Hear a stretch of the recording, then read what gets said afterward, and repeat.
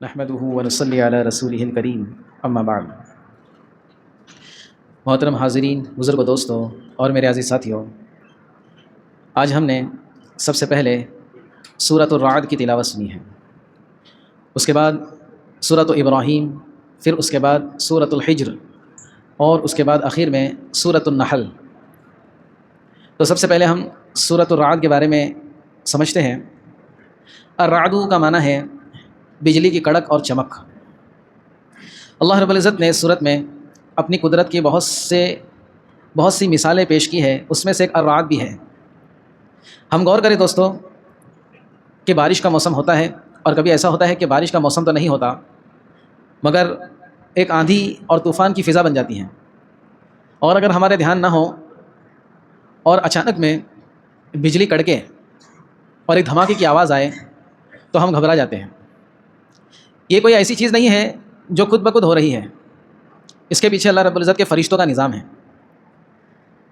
جہاں بارش برسانی ہوتی ہے، اللہ کے حکم سے فرشتے بادلوں کو اس طرح ہانکتے ہیں جس طرح سے ایک چرواہا بکریوں کو ہانکتا ہے، اور اگر روایت میں آتا ہے کوئی بادل یہاں وہاں نکل جائے تو فرشتہ اس کو کوڑا لگاتا ہے، جس کی وجہ سے ایسی زور کی آواز آتی ہے کہ اس پورے علاقے کے اندر لوگوں کے کان سن ہو جاتے ہیں۔ تو اللہ رب العزت اس صورت میں اپنی قدرت کا اظہار کر رہے ہیں کہ یہ رعد جو ہے جس سے تمہارا دل ڈر جاتا ہے، تم خوف میں آ جاتے ہو، یہ بھی ہماری قدرت کی ایک مثال ہے۔ اس صورت میں اللہ رب العزت نے آسمان کی طرف ہم کو توجہ دلائی کہ آسمان جو ہے یہ ایک نظر آتا ہے، لیکن ایسے 7 آسمان ہیں، اور اس پر غور کرنے کی دعوت دی ہے کہ آسمان جو ہے یہ بغیر ستون کے تم سب کو جو ہے نا اوپر سے گھیرے ہوئے ہیں۔ ہم کو آسمان میں نہ کبھی کوئی درار نظر آتی ہے، نہ آسمان کا کوئی کنارہ نظر آتا ہے۔ جہاں تک ہم چلے جائیں، آج ٹیکنالوجی کا زمانہ ہے اور ایسی سواریاں موجود ہے کہ ہم پورے دنیا کا چکر لگا سکتے ہیں۔ جہاں کہیں جاؤ آسمان کا کوئی آپ کو اینڈ نہیں ملے گا۔ اتنا بڑا آسمان بغیر ستون کے اللہ رب العزت نے اپنے حکم سے اس کو کھڑا رکھا ہے۔ آج ہم ایک چادر بھی بغیر کسی سہارے کے ستون کے کھڑی نہیں کر سکتے۔ اس چیز کی طرف اللہ رب العزت نے غور و فکر کرنے کی دعوت دی۔ پھر سورج اور چاند کی مثال دی کہ سورج اور چاند بھی جو ہے نا ہماری قدرت کے شاہکار ہیں۔ دیکھو دوستو، ہم کتنی ہی اچھی چیز دنیاوی اعتبار سے لے لیں، ہم نئی گاڑی لے لیں، اس میں ہر جتنی ضرورت کی چیزیں ہیں اس کو مینٹین رکھیں، اچھی بائک لے اس کو مینٹین رکھے، لیکن کبھی ایسا ہوتا ہے کہ اچانک میں وہ ہم سیلف کرتے ہیں، وہ سیلفی نہیں اٹھاتی، اچانک میں بند پڑ جاتی ہے۔ ارے بھائی کیا ہو گیا؟ بولے چالو ہی نہیں ہو رہی ہے۔ لیکن دوستو اللہ نے جو چیز اپنی قدرت سے بنائی ہے، یہ سورج اور چاند کا جو نظام ہے دوستو، یہ ہزاروں سال سے سورج نکلتا ہے روزانہ، اور روزانہ ڈوبتا ہے، اور یہ قیامت تک ہوتا رہے گا جب تک اللہ نہ چاہے اس کو ختم کرنا۔ اس میں کبھی خرابی نہیں آتی۔ کبھی ایسا ہوا کہ ہم جو ہے 6 بج گئے، 7 بج گئے، 8 بج گئے اور ہم انتظار کر رہے ہیں، ابھی تک سورج ہی نہیں نکلا، کہاں چلے گیا آج؟ ارے بولے تھوڑا آج ڈیزل ختم ہو گیا تھا اس کے لیے نہیں نکلا، تھوڑا جو ہے پرابلم ہو گیا تھا۔ ایسا کوئی پرابلم آیا کیا؟ تو اللہ کی قدرت ہے، اللہ اس کو چلا رہا ہے۔ اس میں دیکھ کر کے اللہ رب العزت بتا رہے ہیں کہ ہم کیسی قدرت والے ہیں، کہ ہم نے جن چیزوں کو جو ہے نا پابند بنایا ہے وہ چیزیں چلتی آ رہی ہیں اور چلتی رہیں گی جب تک ہمارا حکم نہ ہوگا۔ اسی طرح اللہ رب العزت نے موت کے بعد کی زندگی کو یہاں پر سمجھایا ہے، اور مثالیں دی ہے بارش کی، پانی کی، اور اسی طرح کھیتی باڑی کی، اور اسی طرح سوکھی زمین کی۔ تو موت کے بعد جو زندگی دوستو برحق ہے، ہم جب مر جائیں گے تو اس کے بعد دوبارہ ہم کو زندہ کیا جائے گا، اور وہ ایسی زندگی ہوگی کہ وہ کبھی ختم نہیں ہوگی۔ یہ زندگی کو فنا ہے، لیکن موت کے بعد والی زندگی اس کو کبھی فنا نہیں ہے، اس لیے انسان کو اس بات کی دعوت دی جا رہی ہے کہ وہ اصل محنت اور اصل فکر موت کے بعد کی زندگی کی کریں۔ اسی طرح اللہ رب العزت نے ایک اپنی قدرت کو یہاں پر ظاہر کیا۔ آج سے 1450-1500 سال پہلے اللہ رب العزت نے بتایا کہ ہم نے ہر درخت، نباتات وغیرہ کے جوڑے بنائے، ہر چیز کے جوڑے بنائے اللہ نے۔ جیسے مرد و عورت کو بنایا، انسان کا جوڑا ہے، جانوروں میں جوڑے، یہ ہم کو سمجھ میں آتے ہیں کہ بکرا ہوتا ہے، بکری ہوتی ہے، بیل ہوتا ہے، گائے ہوتی ہے، تو ہم عام چیز سمجھ لیتے ہیں۔ لیکن سائنس نے آج سے کچھ سال پہلے اس بات کو دریافت کیا کہ درختوں میں بھی جوڑے ہوتے ہیں، درخت بھی نر اور مادہ ہوتے ہیں، لیکن قرآن مجید میں اللہ رب العزت نے 1450 سال پہلے بتا دیا ہے کہ یہ سب چیزوں کے جوڑے ہیں، اور سائنس جو ہے آج بتا رہا ہے ہم کو۔ سمجھ میں آ رہی بات؟ تو سائنس کے بس کی بات نہیں ہے، اللہ رب العزت نے ہر چیز دنیا بنانے والے نے ہم کو اللہ کے رسول صلی اللہ علیہ وسلم کے ذریعے سے آج سے 1450 سال پہلے بتایا ہے۔ بہرحال پھر اللہ رب العزت نے ایک اپنی قدرت کا اظہار کیا کہ زمین کا نشیب و فراز اللہ نے بنایا ہے۔ یعنی زمین ہم کو نظر تو آتی ہے، فلیٹ ہے بالکل، جہاں پر جاؤ ہم کو زمین نظر آتی ہے، لیکن اگر زمین ایسی ہوتی کہ بالکل فلیٹ ہوتی تو اس کا ایک نقصان ہوتا، جب بارش برستی تو پانی وہیں پہ جم جاتا، لیکن ایسا ہوتا ہے کیا؟ کتنی ہی بارش برسے پانی کہیں نہ کہیں سے نکل جاتا ہے۔ تو اللہ رب العزت بتا رہے ہیں کہ ہم نے زمین کو نشیب و فراز کو بنایا، زمین کے کچھ زمین کے حصے اونچے ہیں، کچھ نیچے ہیں، اور اس ترتیب سے اس کو بنایا گیا کہ پانی نکل ہی جاتا ہے۔ سمجھ میں آ رہی بات؟ یہ سب چھوٹی چھوٹی چیزوں کو اللہ رب العزت بتا رہے ہیں، حالانکہ اللہ کو اس چیزوں کے بتانے کی ضرورت نہیں ہے، یہ ہمارے فائدے کے لیے بتا رہے ہیں کہ تم چیزوں کو دیکھو، اس میں غور کرو اور ہماری قدرت کو پہچانو۔ پھر آگے اللہ رب العزت نے اسی صورت کے اندر بتایا کہ اللہ رب العزت نے تمہاری حفاظت کا انتظام کر رکھا ہے. ہم دیکھو کبھی کبھی ایسا ہوتا ہے کہ غفلت میں کہیں جا رہے ہوتے ہیں, اچانک میں ہم کو کوئی آواز دے دیتا ہے, یا ہم رک جاتے ہیں اور دیکھتے ہیں کہ گاڑی ہمارے سامنے سے گزر گئی. ہم بولتے ہیں بچ گیا بھائی, آج تو بچ نہیں گیا. اللہ نے نظام بنایا ہے, ایک فرشتوں کی جماعت ہے جس کو کہتے ہیں حفظہ. فرشتوں کی جماعت ہے, پوری ٹیم ہے ان کا نام ہے حفظہ. یہ انسانوں کی حفاظت کے لیے اللہ رب العزت نے ان کو کام دیا ہوا ہے. ورنہ روایت میں آتا ہے شیطان اتنا بڑا دشمن ہے انسانوں کا کہ اگر وہ حفظہ نامی جماعت نہ ہوتی, اللہ کی حفاظت ہمارے ساتھ لگی ہوئی نہ ہوتی, تو شیطان ہم کو نوچ کر مار ڈالتا ہے. یہ اللہ رب العزت یہاں پر بتا رہے کہ فرشتوں کا نظام ہمارا چلا ہوا ہے جب تم صحیح سلامت یہاں پہ بیٹھے ہوئے ہو. ہم دیکھتے ہیں نا اتنی بڑی بڑی عمارتیں کھڑی ہے اور ہم بولتے ہیں کیا انجینئرنگ ہے یار, اتنی بڑی عمارت کھڑی ہوئی ہے, کہیں نہ کہیں اس میں فرشتوں کا نظام اللہ کا حرکت میں ہے جو اس عمارت کو سنبھالے ہوئے ہیں. سمجھ میں آ رہی بات؟ تو یہ چیزیں دوستو اس پر روزانہ غور کرنا چاہیے. اسی طرح اللہ رب العزت نے مشرکین مکہ کی 3 ڈیمانڈ یہاں پر بیان کی ہیں. مشرکین مکہ نے اللہ کے نبی صلی اللہ علیہ وسلم سے 3 خواہشات اپنی رکھی تھی کہ ہم کو 3 چیزیں دکھا دو. سب سے پہلے یہ چیز تھی, ان کی ڈیمانڈ یہ تھی کہ ہم مکہ میں رہتے ہیں, ہم کو چاروں طرف سے پہاڑ نے گھیر کر رکھا ہے, تو آپ سچے نبی ہیں تو ہمارے یہاں سے پہاڑ ہٹا دو. یہ ڈیمانڈ تھی ان کی. دوسری ڈیمانڈ یہ تھی کہ پہاڑ کو ہٹا دو, پوری فلیٹ کر دو زمین کو, اور یہاں پہ ہمارے لیے دریا بہا دو. یہاں پہ ہمارے لیے دریا بہا دو, یہ دوسری ڈیمانڈ تھی. اور تیسری ڈیمانڈ یہ تھی کہ ہم سے پہلے جو ہمارے باپ دادا مر چکے ہیں, ہماری ان سے بات کرا دو کہ ان کا حال کیا ہے, ہم کو معلوم کرنا ہے. اچھا بتاؤ دوستو, تینوں میں سے کوئی بھی ڈیمانڈ ایسی ہے جس میں کوئی مطلب ہو؟ پہاڑ ہٹ جائیں گے تو ان کو کیا فائدہ ہو جائے گا؟ بلکہ پہاڑوں کا کچھ فائدہ آج ان کو مل رہا ہے. دریا بن جائے گا تو اس کا کیا فائدہ ہوگا؟ سمندر بن جائے گا تو, ارے جہاں سمندر ہے وہاں جاؤ نا, پکنک منانی ہے آپ کو, بیچ پہ جانا ہے تو ادھر کیوں بنانا ہے, جہاں بنا ہے اس کو ایڈجسٹ کر لو. اور مردوں سے بات کرنی ہے, زندوں سے تو صحیح بات نہیں کر رہے, اور مردوں سے بات کرنی ہے ان کو. تو اللہ رب العزت نے اللہ کے نبی صلی اللہ علیہ وسلم سے اس صورت کے اندر تسلی دیتے ہوئے فرمایا کہ آپ ان کی ڈیمانڈ جب پوری کریں گے تو یہ اور 3 ڈیمانڈ لے کے آئیں گے, وہ بھی پوری کریں گے تو اور لے کے آئیں گے. لیکن نقصان انہی کا ہوگا جب ہم ان کے خواہشات کے مطابق ان کو معجزات بتائیں گے اور یہ نہیں مانیں گے, تو ہم ان کا وہی حال کریں گے جو صالح علیہ السلام کی قوم کا ہم نے حال کیا تھا. لہٰذا ان کی بات پر دھیان مت دو, ہم کو جو دکھانا ہے وہ ہم دکھائیں گے, بس آپ محنت کرتے رہیے. اللہ کے نبی صلی اللہ علیہ وسلم سے اللہ رب فرما رہے ہیں کہ محنت کرنا آپ کے ذمہ ہے, آگے کا کام ہم سنبھال لیں گے. اس چیز کو اللہ رب العزت نے اس صورت میں بتایا. پھر آگے اللہ رب العزت نے ایک بہت اہم چیز کو بتایا کہ جو ایمان والے ہوتے ہیں نا, ان کے دلوں کو اطمینان دنیا کی بڑی سے بڑی چیز سے نہیں مل سکتا, بلکہ جو ایمان والے ہیں ان کے دلوں کو اطمینان اللہ کے ذکر سے ملتا ہے. اللہ کا ذکر ایسی چیز ہے کہ آپ جو ہے چاہے کروڑ پتی ہو, ارب پتی ہو, آپ کے پاس خوب مال و دولت ہو, لیکن آپ کے پاس سکون نہیں ہے, کیونکہ آپ گدا خرید سکتے ہو, نیند نہیں خرید سکتے. آپ اچھے سے اچھا کھانا خرید سکتے ہو, لیکن اس کھانے کو ہضم کرنے کی طاقت نہیں خرید سکتے. آپ کے نوکر اچھے سے اچھا کھانا کھائیں گے, آپ ڈائبٹیز کی وجہ سے کچھ نہیں کھا پائیں گے. تو یہ چیز جو ہے اللہ رب بتانا چاہتے ہیں کہ تمہارے پاس ہر چیز ہے, لیکن دل کا اطمینان تو اللہ کے ذکر میں ہے. بعض مفسرین نے لکھا ذکر سے مراد صرف زبانی ذکر نہیں ہے, یہاں پر اللہ کے ذکر سے مراد شریعت کی پابندی ہے, شریعت کے احکامات ہیں. بہرحال اس چیز کو ہم کو سمجھنا چاہیے کہ ہم کو سکون قلب اللہ کے دین میں, اللہ کی شریعت میں اور اللہ کے ذکر میں ہی ملے گا. پھر آگے جو ہے سورہ ابراہیم شروع ہوتی ہے.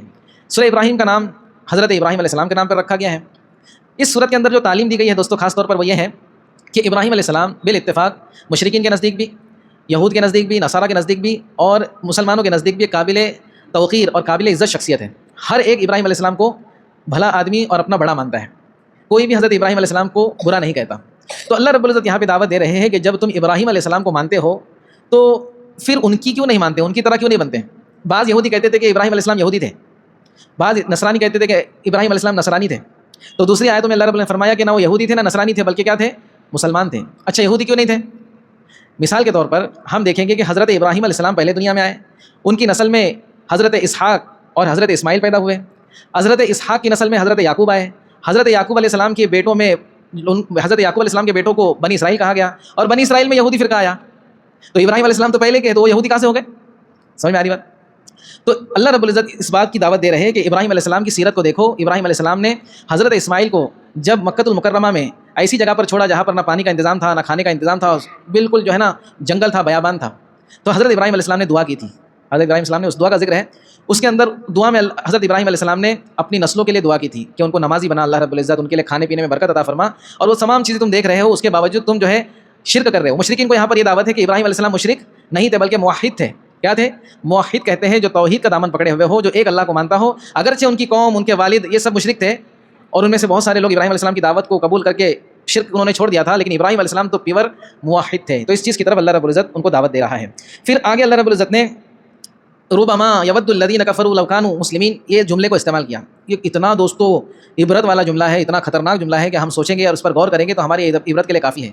اللہ رب فرماتے ہیں ربما یود الذین کفروا لو کانوا مسلمین, جو کفر کر کے اس دنیا سے چلے گئے, اللہ کی آیتوں کا انکار کیا, اللہ کے ساتھ دوسروں کو شریک کیا, وہ لوگ کہیں گے کل قیامت کے دن جب سب کے فیصلے ہو رہے ہوں گے, کاش ہم بھی مسلمان ہوتے, لو کانوا مسلمین. اور مسلمانوں میں بھی سے دوستو جنہوں نے مسلمان گھرانے میں ان کی پیدائش ہوئی لیکن انہوں نے محنت نہیں کی اور وہ اسلام سے ہاتھ دھو کر اس دنیا سے گئے، وہ بھی کہیں گے کاش ہم مسلمان ہوتے۔ یہ بڑا افسوس بھرا جملہ ہے دوستو، لیکن افسوس اس وقت کسی بھی کام میں آنے والا نہیں ہے۔ تو اس لیے ہم اس بات پر غور کریں کہ ہم آج جو بھی کام کر رہے ہیں تو ایسا کام کریں، ہمارے استاد کہتے تھے کام ایسا کرو کہ اس پر افسوس نہ ہو، کام ایسا کرو کہ افسوس اس پر نہ ہو۔ کام کرنے کے بعد افسوس کرنے سے کیا فائدہ ہے؟ تو کام ایسا کرو جس پر افسوس نہ ہو بلکہ اس پر فخر ہو ہمیں۔ پھر آگے اللہ رب العزت نے سورت کے اندر ایک قاعدہ بیان کیا کہ تم شکر کرو گے تو اللہ رب العزت تمہیں اور زیادہ دے گا۔ اللہ کی نعمتوں کا شکر کرنا یا اللہ کی نعمتوں کو متوجہ کرنا ہے۔ ایک نعمت میں ہم تھے، ہم نے اس کا شکر کیا، اللہ دوسری نعمت دیں گے، دوسری نعمت کا شکر ادا کیا، تیسری نعمت دیں گے، اور آگے دھمکی دی اگر نہ شکری کرو گے تو پھر اللہ کا عذاب بڑھا سکتے ہیں۔ اس لیے ہم ہر حال میں شکر گزار بن جائیں، ہر حال میں اللہ کا شکر کرنے والے بن جائیں، اور ہر چیز کا ایک شکر ہے۔ جیسے اللہ کے نبی صلی اللہ علیہ وسلم کا ہمارا نبی بننا یہ ہمارے لیے بڑی شکر کی چیز ہے، لیکن شکر ادا کیسے ہوگا؟ شکر صرف زبان سے ادا نہیں ہوتا، نبی کا اتباع کرنا یہ نبی کا شکر ہے، نبی کی باتوں کو ماننا یہ نبی کا شکر ہے، اور نبی کی اتباع نہ کرنا یہ ناشکری ہے۔ بہرحال اس چیز کو اللہ رب نے یہاں پر بیان فرمایا۔ پھر سورہ ہجر شروع ہوتی ہے۔ ہجر کس کو کہتے ہیں؟ ہجر کہتے ہیں اس مقام کو، ایک مقام ہے، ایک جگہ ہے جہاں پر قوم عاد و سمود بسا کرتی تھی۔ آج بھی وہ جگہ موجود ہے، جو زائرین جاتے ہیں تو وہ دیکھ سکتے ہیں۔ تبوک کے موقع پر اللہ کے نبی صلی اللہ علیہ وسلم نے کہا تھا کہ مدینہ سے 800 کلومیٹر لگ بھگ تبوک کا مقام ہے۔ اللہ کے نبی صلی اللہ علیہ وسلم جب تبوک گئے تھے تو جب عاد اور سمود کی قوم کی جہاں پر ان کو عذاب آیا تھا وہاں سے گزرے تو اللہ کے نبی صلی اللہ علیہ وسلم نے اپنے چہرے پر جو ہے کپڑا ڈال دیا اور صحابہ سے کہا کہ یہاں سے روتے ہوئے گزرو، یہاں پہ عذاب آیا تھا۔ کیا فرمایا؟ یہاں سے روتے ہوئے گزرو، یہاں پر عذاب آیا تھا قوم عاد اور سمود کو۔ تو اللہ کے نبی صلی اللہ علیہ وسلم اس بات کی امت کو تعلیم دے رہے ہیں کہ یہ جو عبرت کی چیزیں ہیں نا دوستو، یہ تمہارے سیر اور تفریح کے لیے نہیں ہے صرف کہ یہاں پہ جا کے سیلفیاں کھینچو، یہ عبرت کے مقامات ہیں، یہ رونے کے مقامات ہیں۔ ہمارے ملک کے اندر بھی ایسے بہت سارے مقامات ہیں جو عبرت کے مقامات ہیں۔ تاج محل یہ عبرت کی جگہ ہے ہمارے لیے کہ جو ہے جس نے تاج محل بنایا جو بھی ہے اس نے جو سوچ کر کے بنایا تھا، آج کیا ہے وہاں پہ اس کا، اور اس کو کیا ملا اس کے اندر؟ عمارت کھڑی ہے اور وہ قبر کے اندر منومن مٹی میں پڑا ہوا ہے۔ کوئی بھی آپ چیز لے لو، جس نے اپنی پوری صلاحیتوں کو دنیا پہ لگا دیا اور آخرت سے غافل رہا، اس کی سب چیزیں دوستو بعد والوں کے لیے عبرت کی چیز بن جاتی ہیں۔ بہرحال اس چیز کو اللہ رب العزت نے یہاں پر بیان فرمایا۔ پھر آگے ایک چیز بیان کی اللہ رب العزت نے کہ جہنم کے 7 دروازے ہیں۔ کتنے دروازے ہیں؟ 7 ابواب۔ اور حدیث میں آتا ہے جنت کے 8 دروازے ہیں۔ یہاں پر اشارہ مل رہا ہے کہ اللہ رب العزت نے 8 دروازے جنت کے بنائے ہیں اور 7 جہنم کے بنائے ہیں۔ اللہ رب العزت تم کو جہنم میں ڈالنا نہیں چاہتا، اگر ڈالنا چاہتا تو 9 بناتا، جنت کے 8 تھے کہ 9 ہے زیادہ، مجھ کو اس میں ڈالنا ہے زیادہ بناؤ۔ یہ اللہ اشارہ دے رہے ہیں کہ میں جہنم میں ڈالنا نہیں چاہتا، لیکن جو جانا ہی چاہتا ہے، جس نے ریس لگایا کہ میں پہلے جاؤں گا، تو اس کے لیے آزادی ہے، اس کو اختیار ہے، وہ جا سکتا ہے۔ اسی طرح اللہ رب العزت نے یہاں پر حضرت لوط علیہ السلام کی قوم کا ذکر کیا، ان کو کیسے عذاب ہوا، اور ایک چیز یہاں پر بیان کی، لوط علیہ السلام کا واقعہ مفصل ہم سنیں گے، لیکن یہاں پر ایک چیز یہ بیان کی گئی ہے کہ کچھ لوگ حضرت لوط علیہ السلام کے ساتھ تھے، اللہ نے ان کو بھی عذاب سے بچایا۔ وہ کون لوگ تھے دوستو؟ اگر یہ چیز ہم کو سمجھ میں آ گئی نا تو ہم اپنے محلے کی، اپنے بستی کی ایسی بہت ساری چیزوں سے بچ جائیں گے جو اللہ کی نافرمانی ہے۔ لوط علیہ السلام کی قوم میں کچھ لوگ ایسے تھے جنہوں نے ظاہر کے خلاف کام کیا، جنہوں نے خواہش کے خلاف کام کیا، جنہوں نے اپنی مرضی جس میں ان کو اچھا لگ رہا تھا اس کے خلاف کام کیا۔ عام ماحول تھا لوط علیہ السلام کی قوم کے اندر کہ وہ لوگ عورتوں کو چھوڑ کر مردوں سے لطف اندوز ہونا چاہتے تھے، ان کو لڑکوں میں انٹرسٹ تھا، تو یہ عام ماحول تھا۔ لیکن کچھ لوگوں نے ان کا مقابلہ کیا اور ان سے انہوں نے کنارہ کشی اختیار کی۔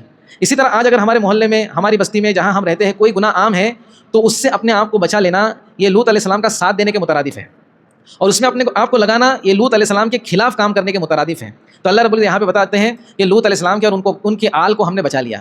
اب یہاں پہ آل سے مراد بعض مفسرین نے کہا ان کے ماننے والے ہیں، ورنہ آل تو خاندان والوں کو کہتے ہیں، لیکن یہاں پر ان کے ماننے والوں کو بھی آل سے اللہ رب العزت نے مخاطب کیا ہے کہ وہ خاندان والے ہیں گویا ان کے۔ اسی طرح اللہ رب العزت نے آخر میں اس صورت میں کہا کہ وَاعْبُدْ رَبَّكَ حَتَّىٰ يَأْتِيَكَ الْيَقِينُ، اپنے رب کی عبادت کرو حتیٰ کہ تم کو موت آ جائے۔ یہ صرف رمضان کے لیے نہیں ہے، اللہ رب بتا رہے ہیں یہاں پہ کہ یہ عبادت کا ماحول، یہ مسجدوں کے بھرنے کا ماحول، یہ رمضان تک یا کسی خاص موقع تک محدود مت رکھو اس کو، تم کو تو اللہ کی عبادت اور اللہ کی فرما برداری موت تک کرنی ہے۔ یقین کس کو کہتے ہیں؟ حتیٰ یأتیک الیقین، یہاں پر یقین سے مراد موت ہے۔ موت ہی ایسی چیز جو یقینی ہے، اس کے علاوہ دنیا میں سب چیزیں جو ہے غیر یقینی ہیں۔ تو اس بات کی ہم فکر کریں۔ سورۃ النحل انشاءاللہ اس کی مکمل تفصیل اور تفسیر کل سنیں گے انشاءاللہ، وقت زیادہ ہو گیا ہے۔ اللہ رب العزت ہم سب کو کہنے سننے پر عمل کی توفیق دے۔ سبحان اللہ و بحمدہ۔